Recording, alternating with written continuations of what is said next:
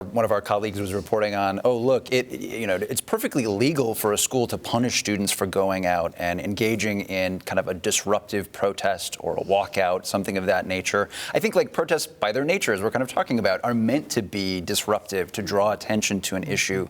I think the question is like, how far do schools want to go and how far do lawmakers want to go in kind of pushing back against kids? And do you want to be seen as kind of pushing back against kids? You've got folks like Micah Beckwith, who I think are saying, I don't want to see this. This is like making me uncomfortable. I don't want schools to be kind of behind or supportive of this kind of walkout or protest.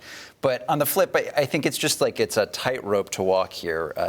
Speaker Todd Houston was talking about it this week, and you heard him say, I think that this is a mistake, but I'm also really glad that our students are so politically active and they're getting out there and they're making their voices heard. And so I think it's going to be hard for places to be seen as really coming down on kids. It's not the first time, and it will not be the last time that students have chosen to protest. It's gone on for decades.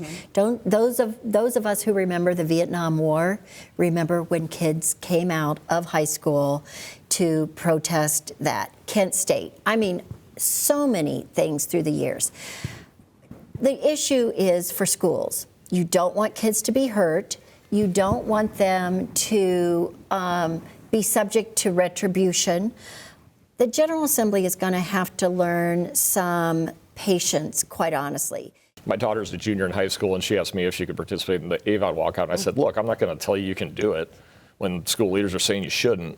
But part of being young and protesting stuff is telling people like me to go pound sand. And I have a hard time, she looks at me as a person who's made his whole life about getting on TV and mouthing off about stuff and sharing my opinion. So, and she tracks me a little bit in that she is forming hard, we disagree. We had a conversation last night about this. And actually in the hallway of the state, the halls of the State House this week is this conversation. A lot of us have kids in the same situation, right? And we're recollecting, we're all politically active, so we're recollecting the protests that we participated in, when we were kids, and we look back and we're like, boy, that was this is stupid. But we look back sometimes and go, wow, that was I was wrong about everything. Believe they got away with that. Or I got lucky and didn't get arrested.